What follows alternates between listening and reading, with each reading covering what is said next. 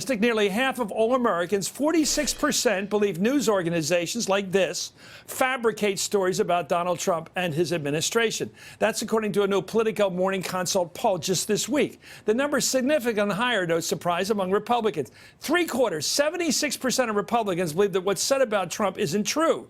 President Trump likes to call news he doesn't like fake news, of course, but real fake news is pervasive now and has real consequences, real fake news. Today, the Daily Beast reports that some of President Trump's family and closest aides promoted tweets from professional trolls paid by the Russian government. According to this report, a Twitter account using the handle @10GOP called itself the unofficial Twitter account of Tennessee Republicans, but was actually operated from the Kremlin-backed Russian troll farm or Internet Research Agency. Kellyanne Conway, Don Jr., Michael Flynn Jr., and, of course, Roger Stone all promoted tweets from that Russian account, which has since been shut down. The Washington Post reported the same thing. And yesterday, the Attorney General was asked about Russian election interference. Here he is. Do you think we're doing enough to prepare for future interference by Russia and other foreign adversaries in the information space? Probably not. We're not. And the matter is so complex that for most of us, we're not able to fully grasp the technical dangers that are out there. Well, today, President Trump refused to even acknowledge Russian influence in our election. Here's what he said instead.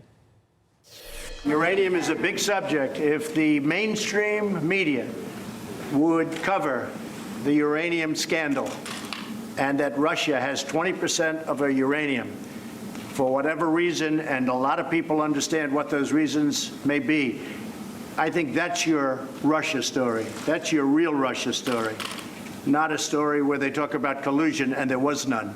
It was a hoax. Well, President Trump has yet to implement punitive actions on Russia overwhelmingly passed by Congress. He doesn't put them into action, which he begrudgingly actually signed in August but won't do anything with. Senators Mark Warner, Amy Klobuchar, and John McCain have introduced a bipartisan bill now that would seek to curb foreign governments' influence on American elections. From where I'm joined by Betsy Woodruff, who wrote the piece on the Trump campaign staffers for Daily Beast. Tell me about just give me the reality here. How did this stuff get from Moscow through this Tennessee front group thing online into the words and the messages put out by the Trump people? Essentially, Kremlin operatives masqueraded as a non-existent group at 10GOP. They were pretending to be grassroots conservative activists. And in some ways, the tweets that this account put out sounded like typical Tea Party talking points. But there were a lot of signs that it was fishy. For instance, 10GOP was frequently quoted in Russia Today articles. One piece of this that's important to understand is that 10GOP was operating long after Election Day. And that points to something quite sobering about Russian influence operations, which is it's not just about elections. 10GOP actually tweeted that they thought Michael Flynn should have been reinstated as National Security Advisor after he was fired, which is exactly the kind of thing you'd expect to hear from the Kremlin, not necessarily from Tennessee Republicans. Okay, what's the umbrella? Well, this RT, you say, was using some of this stuff. They frequently cited 10GOP. And that's on television all over the place. It's here. We have it. So somebody is the puppet master that says, put this out online on this phony group, this front group, this Russian operation online. Then have it picked up on RT to give it even more reverberation. Yep. And there's somebody with the puppet string saying, let's get this out into the mainstream media. Let's get it out there so people will think it's real.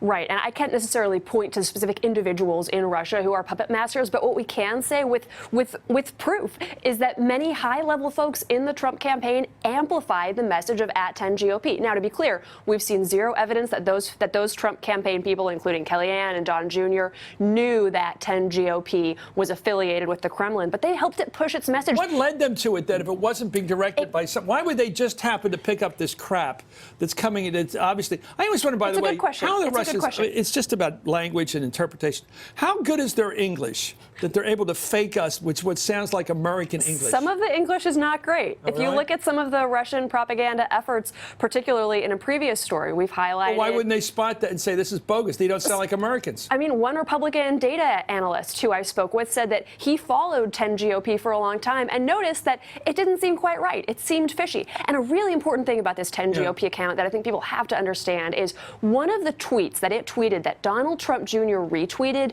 baselessly accused Broward County, Florida, of voter fraud. Okay. That's a lie. That The Russians. so convenient. I'm sorry. If you don't want to call it collusion, fine. But it looks to me like hand in glove. The Trump people knew where to go. They got it. It suited their purposes, the Russians' purposes. They were on the same team. Thank you, Betsy Woodruff. Great report. Hey there, I'm Chris Hayes from MSNBC. Thanks for watching MSNBC on YouTube. If you want to keep up to date with the videos we're putting out, you can click subscribe just below me or click over on this list to see lots of other great videos.